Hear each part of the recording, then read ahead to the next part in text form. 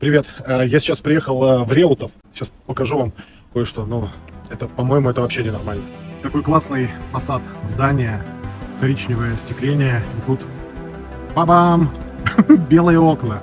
Вы думаете, это все? Нет.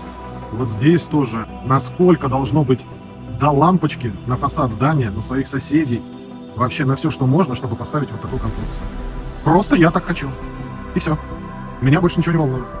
Хочу сэкономить 10% от стоимости остекления. Пишите ваше мнение в комментариях. Как это вообще, как это расценивать?